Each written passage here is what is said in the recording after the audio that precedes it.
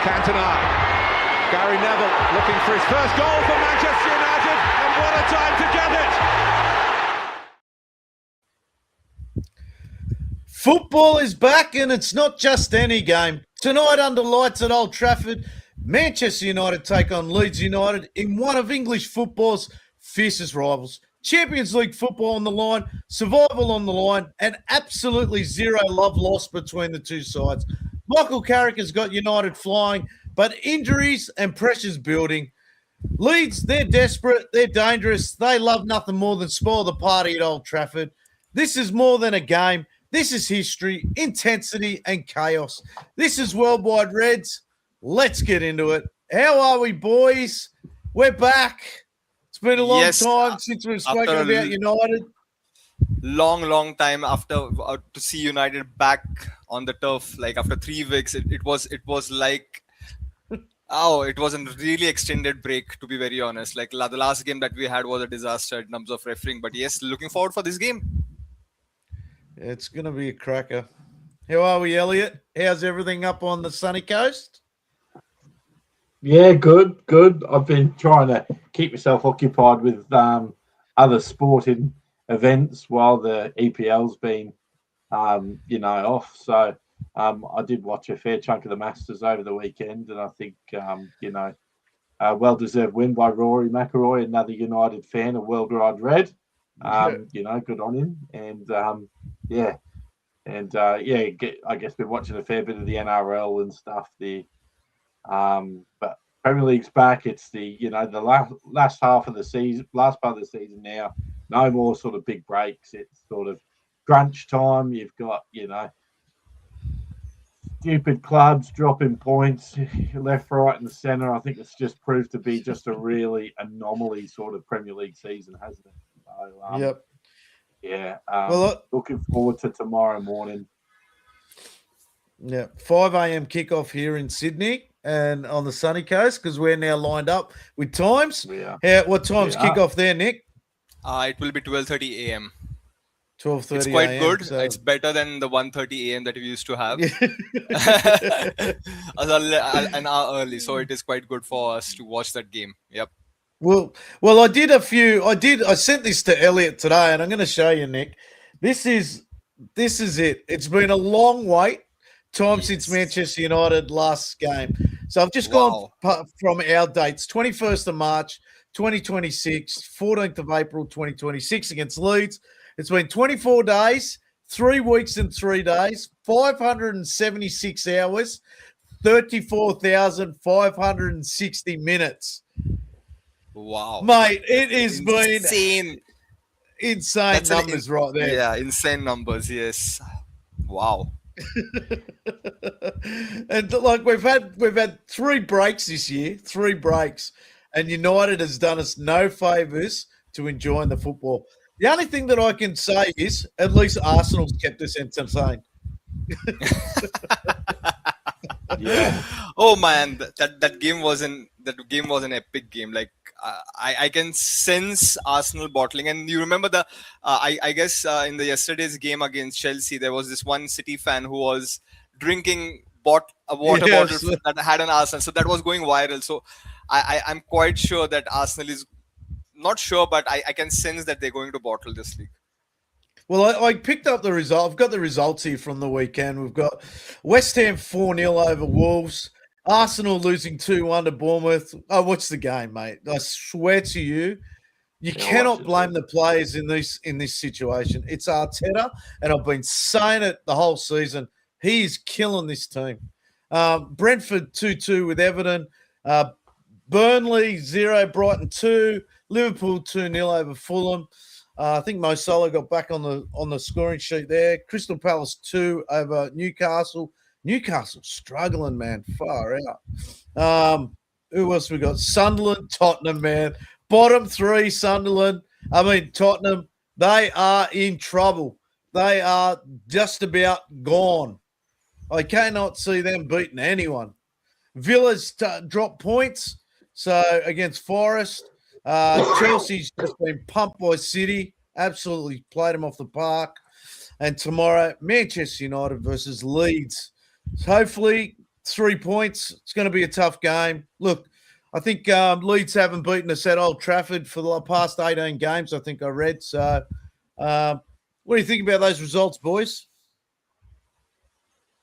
Yeah, it's I think, like I was saying before, it just proves how much, from my perspective anyway, how much of a like a strange season it's been this year. Look, the good thing is we're getting pretty good where we are in third, right? We're level on points with Villa. We've still got to play tomorrow, so we're okay. Chelsea, they're not looking good. Liverpool, they're hit and miss. They've still got European football. I also think that we've also got a pretty big relegation battle on our hands too, and Leeds are right in the thick of that. If they don't pick up results, they're going to get pulled into that battle with West Ham and Forest and Tottenham, right? So I think there'll be all the more reason why they'll be up for the game tomorrow. I think I've got the ladder here. So where is it? Here we go. Here's the ladder. So here's the current ladder. We've got Arsenal on 70 points, City 64 points with one game in hand. United on 55 points, Villa 55. So we can, is that right? Yeah, 55. 55. Liverpool on 52. So mate, that fourth, fifth, and even I'd say Chelsea not really in it, but those three positions between third, fourth, and fifth, mate, that is squeaky bum time. United need to take the 3 points tomorrow or today. And mate, Nick, give us your thoughts on that situation, fourth, fifth. What is it? Third, fourth, and fifth.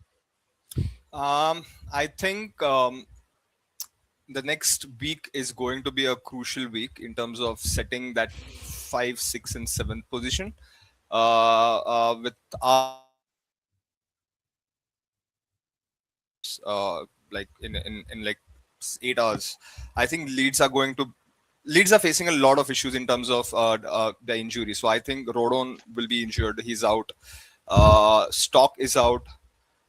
So I think it would be a great chance for United to win this game and cement that third position for that matter, so that we can comfortably go in Stamford Bridge in the next week and then see that result going in our favor. But yes, 5th, 6th, and 7th is quite crucial. So Liverpool winning this week, that changes the dynamics and the mathematics in terms of how it is going to see in next few weeks. But I see this week is United getting a narrow win against Leeds, because it's always a rival thing that is concerned about Leeds playing against United. So yes, let's see how it happens. I totally have an opinion that United is going to cement UCL position on the fixture against Liverpool. That's quite sure for me. That is the nail in the coffin. Yeah. Well, that rolls me into young Jordan. Yeah. Jordan's in the comments. He's leaving to go to Old Trafford tomorrow and go around. He's making his first trip to Old Trafford and going into Europe as well. So I want to wish Jordan best of luck with that and have a great time. He's written here, come on United, must win in the morning. He's gone. Brentford are flying also. I've got, who else is in here? Kyle, is it? Where's that one? Here, Kyle. Arsenal will bottle it. And then Peter, I've got no idea what Peter's saying there. Some other language. So, yeah, we'll move that aside. I think you're right, though, Nick. We want to be going, we want to be winning probably the next couple of games. Yeah. The next couple of games and, and even getting a result over Brentford so that we're going to, so that we're playing Liverpool and we're not really worried about win or lose in that game, losing out on Champions League sort of football. So I think we want to have a bit of a, keep that cushion of 6 points if by winning tomorrow, going into the Liverpool game at the start of next month. So yeah, it's still a lot to play for and a lot to sort of happen in the league, sort of top, bottom, and sort of, I guess, in those European football spots. So yeah. If you see the table, right? Like I feel this game and the next game, if we manage to scrap wins in next two fixtures, we will be 13 points a clear, out of last six games. That is, I guess there are only five games games will be remaining after Chelsea fixture. So out of 15, if we manage to get at least 12, right, we are seeing the Champions League spot. The only problem is how do we want to finish in the league? Whether it's a third position, because the prize money is involved, and it's better to finish at the highest position in the table. So that also helps in the transfer window as well. So let's see. We've got Peter in here. He's written me a gunner, so he's an Arsenal supporter. Put in the comments, mate, what your thoughts are with the team, and who you blaming for this slump? For me, it's Arteta. He's just got to let your players off the leash, man. If he lets them off the leash, you watch him, they'll win games easy. Seriously, the amount of pressure he applies to his own team is absolutely nuts. I've got Jordan in here. Top 5 gets Champions League, I believe. So looking good so far. Definitely, man. And it's your job to get them home over there. Looking at the Michael Carrick's, press conference, he's talking about Mason Mount being fit and available. Lissandro Martinez has returned to training, but is still a late fitness call. And Harry Maguire, he's suspended. De Ligt, long-term injury. Patrick Dorgu's still recovering. I've got Elliot's team up here, and we'll put that up now. Lemons, Delot, Yoro, Martinez, Shaw, Casemiro, Bruno Fernandes, Mainu, and Bumo on the right, Sesko and Cunha, which is pretty standard side. We're probably more worried about the two centre halves there. Thoughts on that, Elliot? Yeah, I just think there's two question marks. I guess is Martinez fit and will he be risked for the game? I guess if he isn't, then you'd probably assume that Aiden Heaven slots in and starts. If Martinez maybe isn't fit, but I hope they make a call and pop him in there, because you do need that leadership in that centre back. I believe him and Maguire, when they've been in there this year, have looked good. The other probably question mark is, I guess the manager has favoured starting Ahmad and bringing Sesko on off the bench. Well, I just think we need to start playing with our best front three, and from my opinion, that is it. What I put there, that's our best front three, and I think we need to start that from the offset, to be honest. Especially with teams like Leeds, where we can break them down. They're missing some players, in their back line. Sesko to win the ball, those high duels in the box, but also those flick-ons to, Cunha and Buemo in behind. So that's what I'd like to see tomorrow. Whether the manager goes with that is another story. What are your thoughts on that, Nick? Would you change anything? It looks a pretty solid lineup. I think the game that we had against Bournemouth, the only difference that I can see that Mbeumo is starting on the right wing, which is his preferred position. Ahmad has lost some touch in last two games, so I think making Ahmad sit on the bench is the best possible outcome that I can see. Yes, with Maguire having a red card and probably suspended for next two games, we might not see him against Chelsea as well. And Martinez coming in, that looks solid, but I'm still concerned about the centre back pairing, because you cannot totally rely on Euro. He's quite young. He's still adapting to the Manchester conditions, Premier League essence, and I feel probably that centre back pairing would have made a difference if we would have did it. I wonder what's happening with that guy, but yes, midfield sorted. I don't have to change anything except for the fact that probably I might have to see what substitutes we would be doing, as we have Mount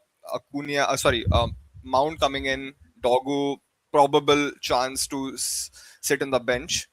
But to be honest, seeing this lineup against Leeds, who are depleted insanely, they don't have Rodon, they don't have Stock. Probably Bijol is also concerned to start along with Ofako. So I think if Leeds play 4-3-3, and that's what Carrick would prefer against our set of lineup that we usually go ahead, then we can see that game comfortably going in United's direction. But if they do the low block, uh, pretty disciplined in the back, hitting it down the counter, that's where our weaknesses get exploited. Yeah, we've got Jordan in here. Mate, he should have come on. Mate, he's in the chat just throwing it away. He's probably just sitting there enjoying his Chinese tonight before he goes. He said, worried about DCL, Calvin Lewis, using his height and strength. He has over the centre backs. He was dangerous last time we played him, wasn't he? Yeah, he was very dangerous. So, look, for me, I like the front three. I like the front three. And, I mean, it wouldn't bother me if Ahmed comes in, but I do like when Bruno Fernandes and Sesko work together. I really do. I really enjoy the way Bruno guides Sesko around the pitch. I like it gives Bruno a chance to play through the lines a little bit more. I just want to see probably look if I don't know. For mine, I hope he puts Martinez in there. I don't want to see Euro and Heaven combination. I just want to be. He's had enough time off Martinez, so I think he'll be ready to roll. He was just at that clink that they did in Ireland, so he was there training. And Delight, as long as Delight's like bought his A game, I can't see us being in trouble in this game. I think it's going to be a comfortable win, maybe a 3-1 for mine. But you know what? It's every time we've had a break, it's like Casemiro's been on another holiday when he turns up. I just want him to. Seriously, that's what it's been like every time we've had an international break.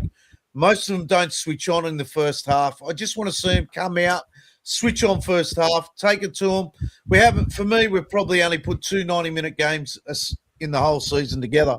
So I want to see this side come out and just get firing straight away, especially in a game like this. Yeah, there's going to be a good crowd. The crowd's going to be up for it. I know all the flags in the Stretford end all got put up last night from the TRA. So, the crowd's going to be raring to go. And, I think we need to take control of this game early. I see Daniel James is out with a groin injury as well. Yeah, I seriously doubt United is going to get switch on from the first half. We have not had that sort of a consistent start since the start of this season. Under Ruben as well, we were not switching on from that minute one. I think we're going to get settled a little bit because we cannot underestimate Leeds, though they have a depleted squad. It's a rivalry that plays. Any rivalry, United playing against Liverpool, City, Chelsea, it's a different ball game. For that matter, even Leeds as well. So Leeds are in a relegation battle, mate. So, mate, they've got to bring their game. Like, seriously. Exactly. That's the thing. They are in the relegation battle. I think if we are quite lucky if Leeds play 4-3-3. That's what I've mentioned a couple of minutes back. That's the only chance that I can see that United is going to cruise, not have a scrappy win, but we might cruise that particular game if Leeds play that sort of formation, because United are they don't find players when the opposition is sitting back, playing a low block, a bit disciplined in the defense, and then hitting on the counter. Because here probably, see, that's the question that you that's the thing that you mentioned. Casemiro coming right after the long break, it's another break for him, and if Leeds do the counter-attacking gameplay, then catching up in the midfield would be a big task for United. Yeah, definitely. So I think probably the first 20 minutes, it's wait and watch, observe the game, how it is turning up. Yeah, don't forget Leeds already played, I guess, as well. They're still in the FA Cup. They've still got something else to think about as well. So, I do think that might work to our advantage. Yeah, definitely. Yeah, well, they got their semi-finalists, aren't they? So, yeah. They're going to think about that too. I don't know when their next FA Cup game is because we haven't been involved. So I don't know when that is. It must be mustn't be too far away. It's 'Cause around the New Zealand. time when I'm. Yeah. It's around the time that I'm over there, I think, which is why the last 2 or 3 fixtures of the season have not been confirmed yet. Yeah. But it looks like it won't be a break from the EPL that weekend. There'll just be buys for the teams and for the teams involved. So I think they'll play midweek. So it's the 25th and the 26th of April. Looks like City play Southampton on the Saturday, and then Chelsea play Leeds on the Sunday. But they'll be desperate for a win because they've had 4 draws and 2 losses in their last 6 games. So they're definitely going to be hunting us down tomorrow. Look, I don't think Leeds will sit back. I think they'll want to try and get an early goal against us, and we have got that in our locker, especially after a long break. So you know what? I'm always nervous against Leeds, and we always lately we've been turning up against them. So I I want to be confident going into this game, and I'm excited that United are back, but I don't really want a headache on a Tuesday morning either. So, Mate, I have to go to office right after that game. I have to have a good night's sleep, get up in the morning, hit the gym, and then go to the office. The day when United loses, the entire week is fucked up for me. At the same time, we are having that IPL going on, and I support Mumbai Indians, and they're playing crap. Anytime Mumbai and Manchester United play on the same day and they loses, it's the havoc of a week for me. So I hope United wins this game, because yesterday we had a terrible result in IPL. So I'm quite sure that United is going to win this game. I'm a bit optimistic about it, and let's see. Let's nail that game. I want to see. I don't want that last few games headache in terms of whether we are going to qualify for Champions League or not. I need a comfortable sit there, enjoy last 3-4 games. Let Casemiro have his own time in last 2 games, and then sail off. Yeah, the next 3 games are all at this similar kickoff time, right? So just let's just make those starts to those 3 particular days nice. Yeah. For me, I want to see Cunha keep taking on players, man. I don't want to see him stalling and passing back. Look, we haven't been doing that much and going so every time we've gone sideways under Carrick, it hasn't looked good at all. So I want to see Cunha push forward. I want to see Bruno just sliding that ball in between the lines. I want to see him and Bumo. Or if Bumo's out on that wing, I want to see him take on a few plays 1v1, get a nice ball into Sesko, and I want to see Sesko get a double and really show up Leeds' fullbacks. Yeah, I think a few of these, a fair few of our players probably didn't play much, any international football either. So they should have had, maybe a bit of a refresh and a good camp up at Ireland for that sort of week or 10 days they were up there. And I think they would have worked on a lot of those patterns of play and things like that. And, with Leeds, I don't think they will sit back. I think they will play that 4-3-3 and, and try and catch us. Catch us with those balls into the box to DCL, like what Jordan was saying. And that should open up the game a little bit more for us to get on that front foot and counter-attack and, and get into their half of the field quickly. Because I think that's where we can really sort of hurt teams, is when we get onto that front foot and we're quick at getting into the other team's half, and getting probably a quicker chance on goal and sort of, and surprising the team, here and there. So it'd be good to, roll into the next few games, with that result tomorrow morning, and just really just set a footprint to just sort of finish the season on, I guess, and how we want to finish the season. And then hopefully a manager appointment before the last game of the season. And they announce at Old Trafford when I'm there. So that's what I'm hoping for. No, that'd be sick. That'd be so good, man. Mate, I'd love that for you. I got Jordan in here. He's just written, they will push for a result. They need it to get away from the relegation battle. 100%, man. That's what we'll say. Yeah, you're right. I want to talk to you about the players all getting together and making it well known in the media about, they all want Michael Carrick as the manager, and and things like that. Like under Carrick, I was just reading here before. You know, we've had what have we had? We've had 11 games, isn't it? 11 games or something like that. Yeah, we're third in the table. Obviously, we've had what was it? I was just reading it before. 9 wins, 1 loss, 1 draw. Yeah, I think something like that. It was. I was reading Just 1 loss and 1 draw. Yeah. Yeah. So like the players, if the players are that confident under him, you would think it's an easy decision for the board just to appoint him manager, because like if they don't appoint him manager, then they've got to get used to somebody else, don't they? I think that the club needs to move reasonably quickly now. There's not much time left. I think, the quicker you make this decision, the quicker then, you get through the rest of the season, then you can start thinking about, I guess, the pre-season events that we've got on and the players that we can try and bring in before the World Cup and stuff. And I know that club will probably have their own agenda separate to, I guess, whichever manager they decide to have on who they want to bring in the off-season. But in saying that, I do believe that the manager decision is the most important one, and the sooner they can make that one, the sooner then we can look ahead to planning for next season. And yes, looking at 3 or 4 players that will probably go, but with the busier calendar we are hoping will come with next season, the squad needs to grow. So you'd assume that the off season and the transfer market is for us is going to be quite a busy one. And yeah, for that to happen, you need to get the manager appointment out of the way. Well, Ahmed came out and he said he's been very great. He's been doing so much for the team.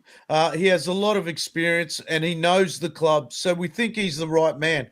But we are really happy for what he's doing right now. And Bumo's we've got good experience with him. I like playing under him as well.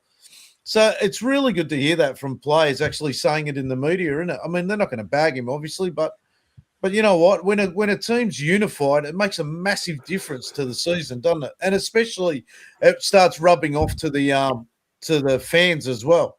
So to me, it's an easy appointment. To me, I want to see him there, but I'm like you, Elliot. I'd like to see the appointment sooner rather than later. Yeah, I also think, Adam, it's not just an easy appointment because of how well he's done for us since coming in, but I also think it's an easy appointment because of the lack of availability in the market for another manager as well. You know? So fucking get it done.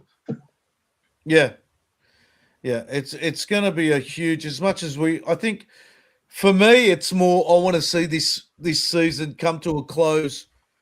Not quickly, because we've had so much time off from United this year, but just to see what's going to happen. What is going to happen? I'm so eager to see what's going to happen over the summer period for them. To be honest with you, I'm excited about it, but then I don't want to be let down by the management either at United, because so many times you get that you get confident and excited about the way things are building, and next minute you just get shot down. They go and buy 1 player or 2 players, and it's just like we need to move players on in a hurry. Like Malaysia needs to go. They still haven't made a decision on what's going to happen with Sancho and things like that. You just want these things out the way. You know what I mean? We've still got Mainu waiting to sign a contract, which I think should be done easily by next week. I don't know what we're waiting for here with Mainu. The contract negotiations have been going on for over a year, I think now, and things have been going so slow in that area. He's not well paid, as we all know, and compared to players in the team.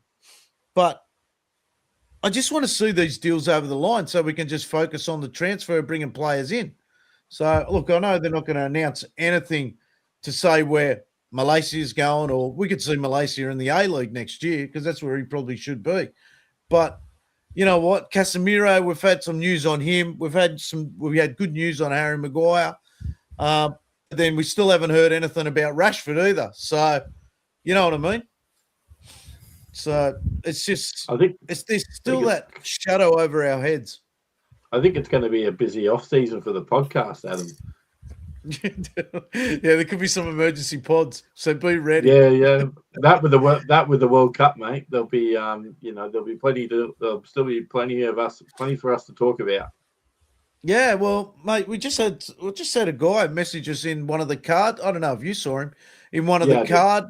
Yeah, so I sent him off an email, so hopefully we can see what's going to go on there, and we might be involved in something for the World Cup. So it'd be good to see what's going on there for all that. So yeah, look, Nick, what are your thoughts? Yep. Are you going to be around for a World Cup this year or what?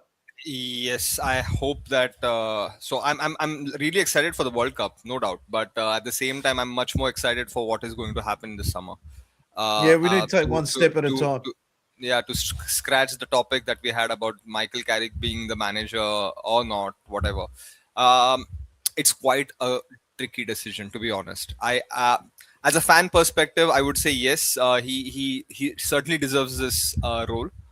But if you look in a holistic manner, I think we did the same thing against Ole. So when Ole had that kind of a interim period, all the players came out in support of Ole, and then we did it. I remember the time that Ferdinand was like, give him the contract, give him whatever he wants, whatever the wages and all. So I would never say Ole's decision was a bad decision. I still think that he would have made some difference. Our board was not patient, but like right now we cannot afford to make that sort of a blunder with Michael Carrick. I know for the fact. I think we're past that point. I think we're past but Elliot, you know what? The market for good managers is quite stingy. To be honest, I don't think so. Luis Enrique would be willing to live PSG, a settled PSG. That couple of names that has been linked with United is that the two prominent names is Luis Enrique and Ule Nagelsmann. I think Luis Enrique is out of reach. Probably the only thing that he would be excited is like coming to United, and then he has a good base that we can certainly give it to him, and then just makes few tweaks and get those players in. And then, but the only problem with Luis Enrique I see is like the system approach. Again, do we want to go with the system approach? He does give a free hand to his wingers, his strikers, but a change in the management, a change in the system does affect players. And that's the reason why I think all the players are coming out in support of Carrick, because he is giving the players what they need. They are willing to express their game throughout the system, and that's the reason why I think Carrick makes a wise decision. Appointing Carrick makes a wise decision for United, but I'm really scared. Like I have seen last 10 years, 13 years that the change in managers, it is, you know, right? Like you cannot trust again. You cannot fully trust in United. I really want things to happen quickly as possible in terms of getting manager, getting that deal done with Kobe Mainoo, sorting the contracts. So that's the internal team that who will be doing. There's a hell lot of different team who is handling the transfer window, the external transfers. But at the same time, and good part is Carrick is involved in the transfers. To be honest, his opinions are taken into consideration. What target we should be seeing in the summer and all. So I see. That's the reason why I think this summer is going to be a big summer. And every player, I think that Harry Maguire, when he signed his contract, he had that statement coming in saying that club is going in a right direction. And the only thing that he is more excited, like if we make the similar signings that we made in this summer, then we can see good things happening. So hope for the best. Hoping for a good World Cup as well. Hoping for Portugal to win and getting that CR7 tick off. Okay, you get your farewell from international. So let's see. I think like this sort of like manager, I guess, discussion and things like that, though, right? And how we're feeling, you know, maybe a bit anxious around sort of what happens next and all that sort of stuff. That's what every normal football fan feels, right? Yeah. Should be feeling. They're We special. we were spoiled we were spoiled growing up, in the 90s and the 2000s and the honeymoon period and trophy after trophy after trophy. This is what we're feeling now is normal for any other fan of any other football club in the Premier League. No, Probably, Elliot, we can prob- see prob- Chelsea. probably, We have seen probably. Chelsea. We have seen City. We have also seen. The only exception is Arsenal. Whenever there's a new manager, we have seen Unai Emery winning a Europa. I think with um,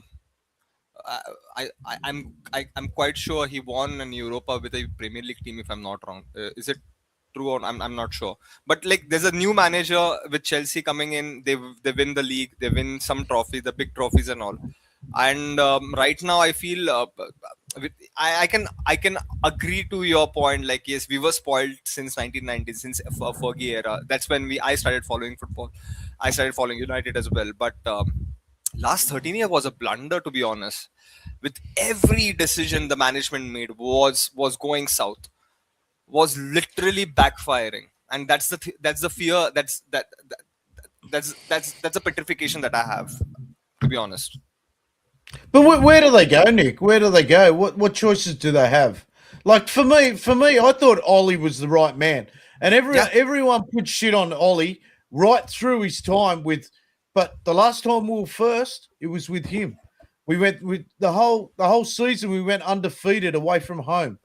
For me, the worst decision of that whole tenor with Ollie was bringing in Cristiano Ronaldo. Exactly. It was absolute bullshit bringing him It back. was unnecessary. And But sorry. no, I just think that, like, it's not all doom and gloom through that period. I just think, yes, the decisions from the hierarchy, but I think we've had the managers in place. I just think it's the hierarchy. We've won that's trophies. fucked We've us up. not won a lot. Yeah, we that's right. we brought some stuff in. I think, and I do think, yeah, we probably jumped a little bit too early on Ollie. And he didn't bring in any silverware, but he brought stability and he brought the style and that blood pumping, exciting football that we'd missed at our club forever in a day. And I think that as a club, we've already learned off that by not appointing Carrick up until now.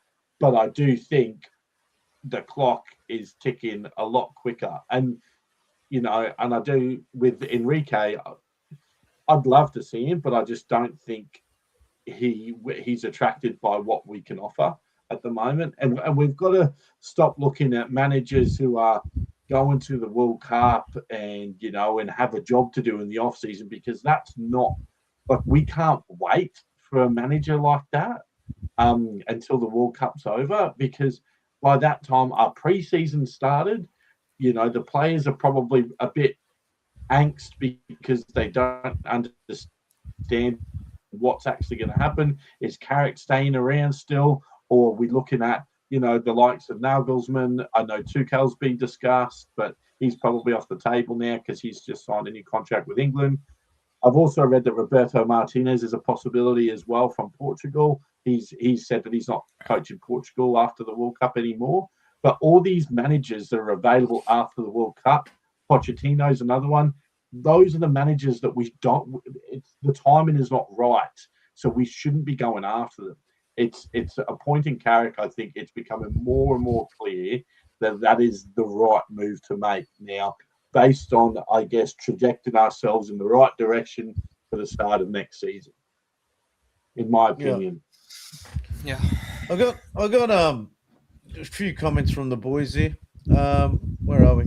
Ollie brought the fans back, but that's for me. That's what our hierarchy is good as the hierarchy seem to be able to know how to sort out the fans. Like, as soon as they bring someone back or they do sell another shirt and shit like that, our fans get on top of it all the time. Jordan's got 20 goals from him. Ronaldo done his job in terms of pure goals, just didn't suit the playing style. For me, Ronaldo just fucked the whole thing up. I can't stand the fuck. He just, for me, 20 goals, yes, thank you. But you know what? regardless if Ronaldo was there, I still think we would have scored that many goals. Rashford scored 30 goals the season before. Ronaldo comes in. Ronaldo comes in and just fucking changes everyone out, changes it all up. It turned into a disaster. So we still, in my opinion, Rashford still would have scored 20 goals the following season if Rashford went and threw his dummy, and so did a lot of the players. And then Ronaldo doesn't get along with the hierarchy because he wants it like the old days. It just turned to shit. So I don't know about that 20 goals. He done his job. So and do you know Ollie at the Wheel was sung just Ollie is at the Wheel song was just played 24/7. I think it was on rotate as well. So yeah. Look, Ronaldo transfer was kind of whether we could have avoided or not. It's a big question because he teased all the fans that he would be going to City, and that would be a big slap on our face. Like I remember, it was in the morning here in India that he announced that that there's a strong rumor that he was supposed to sign for City, and suddenly in the evening the deal was hijacked, and I think he played very smart. He knew what he was doing. He's a very smart footballer off and on the pitch, and under Ronaldo we did score. Like I agree, Jordan, that we scored goals, but it disrupted the entire system. We lost Edinson Cavani in that period in terms of how he played. I totally agree with Adam that Rashford would have scored more. He would have definitely scored goals because Ole's system was to exploit. At the same time, we had Sancho coming in that season as well. I think so, yeah. So and under Ole, I think we were very close to win that silverware. Just the fact that Rashford had missed those two opportunities against Sevilla, and then we had De Gea not doing his best in the penalty shootouts. So that was if that silverware was there, I think Ole would have stayed in that business.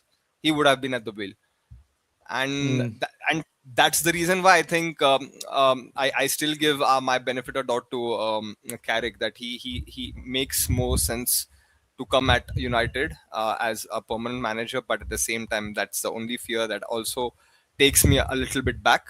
That are we doing the same mistake or not? Yeah, Dino's got a good point here. When you bring a player like Ronaldo in, you would hope the players lift and learn how to train and play like the one of the best. Rashford just had a cry. We brought Cavani 10 years too late. Yeah, I don't know. I disagree. The what do you call it? The dressing room was comfortable. The dressing room was comfortable. They were getting good results and stuff like that. They were. I didn't understand why we had to bring him back. I don't understand why we had to do that. I don't. Jersey okay, sales. Jersey sales. Yeah, jersey sales. I agree. The players shouldn't have thrown their dummy out. But I don't see why we had to bring him back. Okay, because I've got all the emails of Nick. I'll send them to you. I'll send you the emails that went from Manchester United to Ronaldo. I've got them, right? So I've read it. It's just, it just fucked the whole setup up as far as I'm concerned. I know this isn't a pot about Ronaldo, but I don't care. I don't want to hear the cop-out call, Dino. I'm sorry to say it, man. That the players did throw their dummy out there, and they should be able to respond to Ronaldo, but they shouldn't have to either, especially when they played so well the season before. Yeah, finished second, didn't they? Yeah. Yeah. They don't need Ronaldo coming in and spoiling the fucking party and acting like some hero in the dressing room because they're not training up to his standards. Mate, I would have told him to fuck off as well. Calm down, Adam. I like him. I still like him as a player. Yeah. Jordan, because he was about to sign for Man City, I don't think the club wanted that to happen. If he signed for City, he's not the first United player to sign for City. We still consider Dennis Law as a fucking legend, and he signed for Man City. You know, Peter Schmeichel, same thing. If he signed for City, okay, they wouldn't have done it because the fans were against him. So they went and done something out of the ordinary. Adam, but you need to understand the timeline. United were not performing since the departure of Alex Ferguson, and then that would be an immense pressure on the board. You're Board talking would about have the been timeline. suppressed. Manchester United got relegated when Dennis Law went to City. No. I'm not talking about So that the timeline. I'm timeline talking just about the fucking. timeline from Sir. No. I'm talking about the timeline from Sir Alex Ferguson to the time when we signed Ronaldo. The management was under a lot of pump. We were not winning Premier League. All the decisions post Nick, we finished pre-Ronaldo. second, man. We finished Yeah, I know. second the season before. I Went totally agree that undefeated Ronaldo away signing. from home. I totally agree. Ronaldo signing was the biggest blunder that we did because that disrupted the system. I still agree to the point that it was not needed. Like why you need to push more when we can get those results done when the players are settled very well. I totally agree to each and everything that you have said, Adam. But at the same time, imagine that you are in the board and the opportunity knocks up at the door saying that okay, Ronaldo is signing for your city, and then you have a huge fan base, the media pressurizing the fan base, the media pressurizing the fan base. At the same time, the management said under pump that if we allow that signing to happen to City, it would have caused a havoc. And that's the sole reason we signed Ronaldo. That's it, and that messed up totally. That could have been positive, have it? It Huh? could have been positive. Could you imagine if he signed for City and he just What if he didn't like succeed? see? That's the thing. If he would have signed for City and City won that the next 2 seasons they have won the league, imagine the outburst. And he would have certainly scored 20-25 goals. He's Ronaldo. He can if he scored 20 goals in that United, he would have scored more goals when he was in City. He had providers like Kevin De Bruyne I and don't think Mahrez and stuff. I personally don't think that he was ever going to sign for City. I don't think. Nah. I'm not denying that we should I not. don't think he. We should I have don't dodged think he was that ever bullet. going to stop. But I also believe that it was a big ploy by the club to bring him in to try and boost dollars and cents through the front door by selling jerseys left, right, and centre with his name on the back. That's true as well. Yeah. So Tino's hit it on the especially- head here. Ronaldo was never going to City. When does Pep ever sign an old man? 100%, mate. Even like I'll say it here, and I'll say it live on air, mate. Ronaldo's legacy at Manchester United and as a Premier League great is so fucking overrated. It is ridiculous. He had probably 2 good seasons, man. Seriously, his first 2 seasons weren't that good. Okay, he scored. He gets remembered for 42 goals in that 2008 season? Yeah. 42 goals. Robert Van Persie scored, I think, Van Nistelrooy scored 43, 44 goals in a season just before that. Like, give me a break, man. Like, these guys, these young generation and I like Ronaldo, don't get me wrong. But for God's sakes, man, turn the volume down, honestly. It just does, I'll call it as it is. And it's true. Mate, it'll be all your Indian mates, Nick. No. It's not about all. See, I have more friends and fans who are more loyal to Ronaldo than to United, and I always had the club first and then the players. I'm still saying that I'm backing the decision that you are taking. I'm backing your opinion, and I was backing at the same time. We shouldn't have signed Ronaldo. That messed up entirely. After that as well, you remember the time when he had that podcast against Piers Morgan and how vocal it was. Like you are a legend. Like I pity all these the ex players, the legends who speak about United post their time. People watch you. You shouldn't be speaking foul about United. So when Ronaldo posted that particular video against United with Pierre Morgan, I think that most of the fan base was they went away from him. Yeah. Yes, he's a legend, no doubt. He's a legend. But I've got Tino here. He's got that 08 team was the best. Ronaldo was class. Never forget that season. I didn't say that, man. I said that 08. Yep, he scored. My problem is you got another guy that scored more goals, and the way they promote Ronaldo in the Premier League And I agree. Like he won the Ballon d'Or, everything, man. It's phenomenal season. I'm not denying him that, but man, people need to calm down. He's like Jordan Sykes, who wants to just bone him. He won every individual award available, individual achievements. No one has done in the Premier League since. Van Nistelrooy hasn't scored more in a season than Ronaldo has, though. The only one player who has. Yes, he has. No, he hasn't. I've just chat GBT'd it. He hasn't. I will guarantee you that Ruud van Nistelrooy scored more goals than Ronaldo in a season. It was 2 more goals or something that. He scored more goals in a Premier League season, but total goals across all competitions, Van Nistelrooy isn't even in the top 5. You have Dennis Law 96, 90, 63, 90, 64, 46 goals. Cristiano Ronaldo 07-08, 42 goals. Dennis Law 1962 to 63, 39. And then you've got Wayne Rooney in 2009, 2010 with 34 goals, tied with Dennis Violet. Robin van Persie scored, I think it was 43 or 44 goals in a season. Well, according to ChatGPT. Not Robin van Persie, Ruud van Nistelrooy. Yeah, he's not on there, but you know, he came from. Yeah, I think Ronaldo. I think Ruud van Nistelrooy has scored more goals in a Premier League season than what Ronaldo has. Ruud van Nistelrooy's highest goal tally in a single season for Manchester United was 44 goals in 52 appearances during the 2002-03 season. I rest my case. Bang.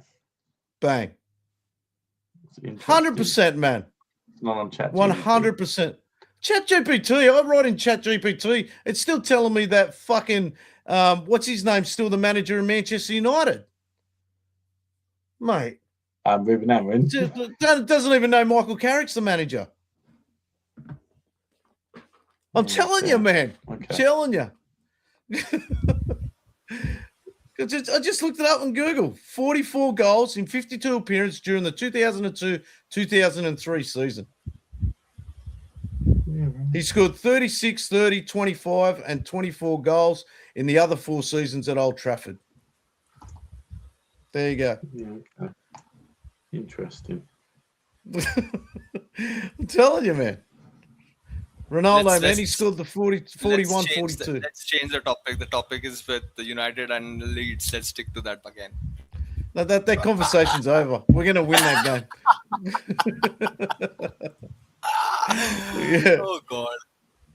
Mate, I'm telling you.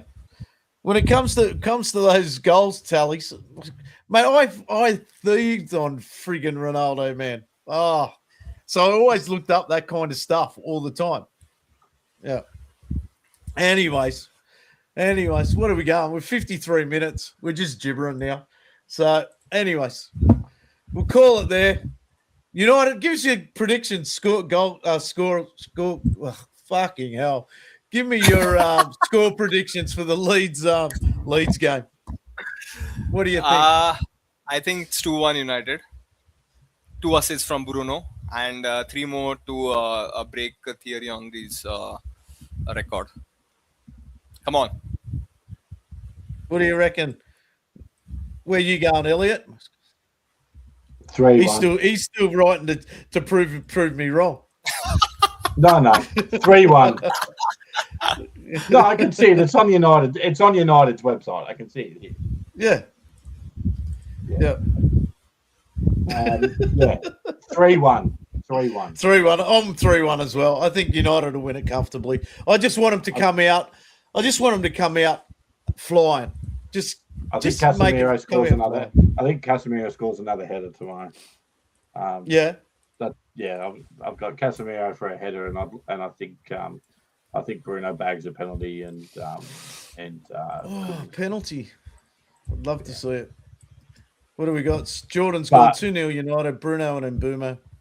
But the big thing for me, I'd love to see Bruno get that assist tally, as you know, moving in the direction of Thierry Henry's. That's like after the season we've had, if we can finish the season with Bruno being the highest assist in a Premier League season by a player, that would just solidify the fact that he should probably win the Player of the Year award. Yeah. Yeah, Bruno no one else Fernandes. comes close. No one else comes close to him. I think Haaland's not even played that much. He's so hit and miss with his form. Declan Rice, I mean, is he even in the question now that Arsenal are about to, gas it, gaslight the league and not win it? I think, I actually think that Brazilian for Brentford's had a pretty phenomenal season, to be honest, as well, considering the firepower that they lost in the off season. And he's pretty much just picked them up and carried them. How many goals is he at now? He's at 20 something, isn't he, Thiago? He scored 2 over the weekend. Yeah. Yeah. It'd be interesting. In my EPL team. Finish on this one. Doesn't matter about the result now. It's getting Adam rattled is the best. Fuck off, Dean. Go lock up the school. All right, boys. That'll do us. Finally getting back to watching United play. We can go to sleep, wake up early morning, and then head off to work. Alarm. So set your alarm. Set your alarm. Yeah, 4:30 in the morning it'll be on. So, all right, boys. I'll talk to you later. Right. See you later. Check. See you later, guys. Cheers. Cantona. Gary Neville looking for his first goal for Manchester United, and what a time to get it!